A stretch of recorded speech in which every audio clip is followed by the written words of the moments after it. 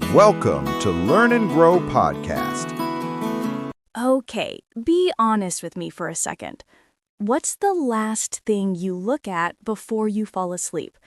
For most of us, it's not the ceiling. It's not the person lying next to us. It's not even the room. It's our phone, right there, 2 inches from our face. And we always say the same thing, right? Just 5 minutes. Let me watch this last video. Let me check one more message. But somehow, that 5 minutes turns into 40. And then we wake up the next morning wondering, why am I still tired? I slept, didn't I? So today, we're going to talk about that because this tiny bedtime habit, the one we think is harmless, might be quietly draining your sleep, your mood, and your energy. Hi, everyone, and welcome back to the Learn and Grow podcast. I'm really glad you're here. Today's topic is simple, but honestly, it's one of the most powerful habits you can change. Stop sleeping with your phone. It's quietly ruining you. And here's why this topic matters. When you use your phone right before bed, you're not just checking something quickly. You're actually bringing a lot of noise into the one moment your mind is supposed to slow down. Your phone gives you bright light, constant stimulation, emotional ups and downs, and a stream of information your brain has to process. And all of that enters your mind right before sleep. So even though your body is lying in bed, your brain still thinks it's daytime. It thinks it needs to stay alert, stay active, and stay ready. And that's why you fall asleep slower. You sleep lighter, you wake up more often, and you start the next day feeling tired even if you technically slept long enough. It affects everything: your mood, your patience, your focus, your creativity, and how much energy you have to deal with life. And that's why we need to understand exactly what happens when we use that phone right before bed, which is what we're covering next. So let's talk about what actually happens when you use your phone right before bed. First, there's the bright blue light from your screen. Blue light tells your brain, hey, stay awake, it's daytime. And your brain believes it. It starts lowering melatonin, which is the hormone that helps you feel sleepy. And here's the crazy part. It doesn't even take long. Just a minute or two of bright screen light can confuse your internal clock and delay your natural sleepiness. And that's just the light side of things, because it's not just the light, is it? It's the stimulation. Your phone keeps your mind active. You're scrolling, reading, reacting, thinking, and absorbing 100 tiny pieces of information. Even if you're just watching something relaxing, your brain is still processing everything. And when your brain is busy and alert, falling asleep becomes so much harder. Your thoughts stay noisy, your body stays tense, and your mind doesn't shift into that soft, quiet state you need before drifting off.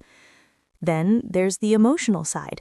Maybe you see a message that stresses you out, or a piece of news that worries you, or a video that pulls you into a completely different mood right before bed.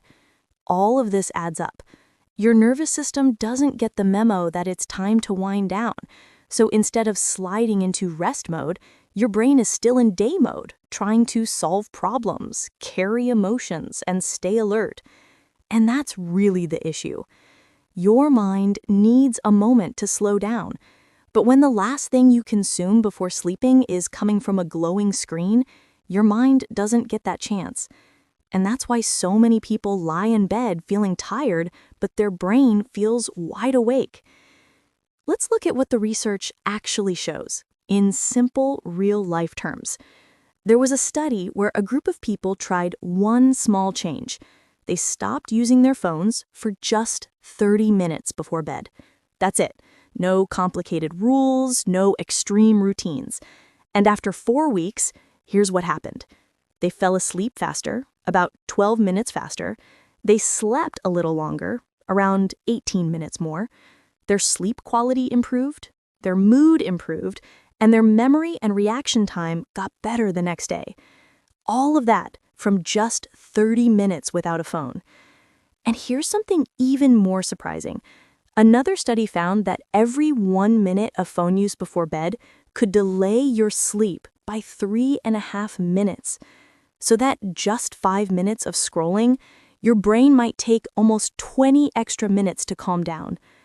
This is why you can be exhausted, but still lie there awake, wondering why your body feels tired, but your mind feels wired. And even though these studies are small and science is still learning more, they're pointing to the same simple truth. Your brain sleeps better when it gets a quiet moment before bedtime. Let me tell you a quick, very honest story. One night, I told myself, "Okay, Emma, 5 more minutes, then sleep." You already know what happened.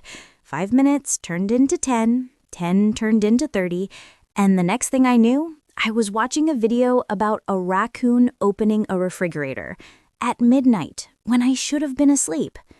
And the funny thing is, the video wasn't even important. But the moment I put my phone down, my brain was still active, like it was still scrolling even though my hands had stopped. You know that feeling, right? You're tired, but your mind refuses to calm down. And the next morning, I felt it. I was groggy, irritated, and way less patient than usual. Not because I slept late, but because I didn't give my mind a moment to slow down before bed. That's when it hit me. It's not just about the phone. It's about what the phone does to your mind right before you try to sleep. And honestly, once I started putting my phone away earlier, I realized how much better I felt when I woke up. More calm, more rested, and not instantly annoyed at the world. It was such a small change, but it made my nights and my mornings so much easier. Here's the part most people don't realize. When you're using your phone right before bed, your nervous system, basically the part of you that decides whether you're calm or alert, gets the completely wrong signal. Your body is lying in bed, but your brain is acting like, okay, we're still awake. We're still doing things. Stay alert. Every video, every message, every bit of information keeps your mind switched on. It's like trying to fall asleep right after you've had a full conversation or watched an action movie. Your brain just can't flip the switch that fast. And when your brain doesn't wind down properly, you take longer to fall asleep. You don't drop into deep sleep as easily. You wake up more during the night, and you wake up feeling like you didn't actually rest. And the next day, everything feels harder. Little things bother you more. Your patience drops. Your focus is all over the place, and your energy just isn't there. This is because your mind didn't get the chance to settle before you slept. When your nights suffer, your days suffer too. So, we know this science. We know the nervous system is getting confused. But what does this actually look like in your Tuesday morning? Let's forget the scary science for a moment and talk about what it looks like in real life, because that's what we all feel. When your sleep is messed up even a little bit, your whole day shifts. You wake up tired even if you slept for hours. You move slower, you think slower, you get irritated faster. Everything feels like it requires more effort than it should. You know those mornings where even making breakfast feels like a big task? Or you open your messages and instantly feel overwhelmed? Or someone asks you a simple question and you're already annoyed? Yeah, that's what low-quality sleep does. And here's the sneaky part. It doesn't just affect your mood. It affects how you show up in your life. You're less patient with the people you care about. You're less focused at work. You're more emotional. You doubt yourself more, your motivation drops, and suddenly everything feels off, even if nothing bad actually happened. Poor sleep is like a filter over your entire day. Everything looks a little harder, everything feels a little heavier. And the wild part is sometimes all of that started from something as simple as scrolling on your phone when your brain actually needed a break. So when we talk about putting your phone away before bed, we're not just talking about better sleep. We're talking about making your life feel easier, lighter, and more manageable. Because when your sleep improves, almost everything else improves with it. All right, let's talk about what you can actually do. And again, I'm not here to tell you to be perfect. These are just gentle habits that make your nights calmer and your mornings easier. 1. Create a 20 to 30-minute phone-free buffer before bed. This one is simple. For the last 20 or 30 minutes before you sleep, put your phone away. Not to punish yourself, but to give your brain a chance to slow down. Think of it like letting a car engine cool after a long drive. Your mind needs that same cool down time. You can use those minutes for something light and relaxing. Brushing your teeth, preparing your space, washing your face, folding a blanket, or just lying quietly. Nothing fancy, just slowing down. Most people are surprised by how quickly their mind starts to calm when the phone is no longer feeding it information. 2. Charge your phone outside the bedroom. This one sounds small, but it's honestly a game changer. When your phone is not on your bedside table, you automatically stop checking it every 2 minutes.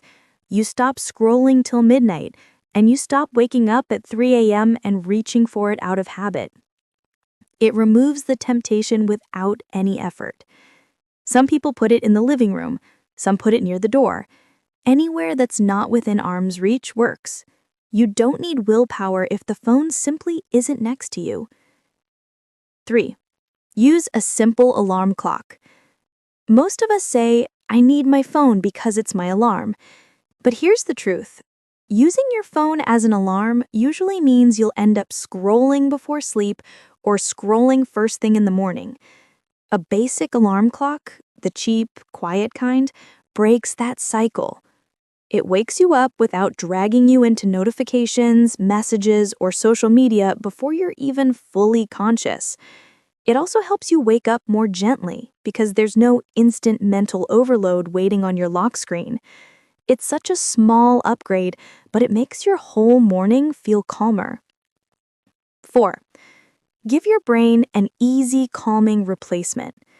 If you put your phone away and do nothing, your mind might feel restless. That's totally normal. You've been used to stimulation. So instead of just stopping the habit, try replacing it with something soft and simple. For example, take a warm shower, stretch your neck and shoulders, listen to soft music, read a few pages of a light book, prep tomorrow's outfit, write down 1 or 2 thoughts from the day, or just breathe and unwind. You're not trying to be productive. You're just helping your mind shift from day mode to night mode. Your brain loves routines. If you do the same calming thing each night, your mind will start to associate that activity with winding down. 5. If you really need to use your phone, make it gentler. Life happens. Sometimes you're waiting for an update. Sometimes you need to reply to someone. Sometimes something really is important. If you must use your phone at night, try to make it easier on your brain. Turn on night mode or warm light, lower the screen brightness, keep the phone farther from your face, avoid emotional or intense content, and try not to scroll endlessly. Think of it like choosing the soft drink version instead of the full strength one. Not perfect, but much kinder on your nervous system. All right, before we wrap up, let me just say this. You don't need to be perfect. You don't need to follow a strict routine, and I'm definitely not asking you to suddenly become someone who never touches their phone at night. This is really just about taking care of yourself in a small, realistic way. Your brain works all day. It handles stress, messages, decisions, problems, emotions, everything. So giving it a little quiet time before bed, that's not a rule, it's just a kindness. And honestly, even a tiny change helps. Putting your phone a little farther away, stopping scrolling 20 minutes earlier, letting your mind settle before you sleep. These small things make your mornings easier. You wake up calmer. You feel less overwhelmed. You have a bit more patience and a bit more energy to deal with life. So don't think of this as a big challenge. Think of it as doing one small thing that makes tomorrow feel better. That's it. Thanks for hanging out with me today. If you try any of these habits tonight, let me know how it goes. And I hope you get a good, solid, peaceful sleep. You deserve it. Talk to you in the next episode. Take care.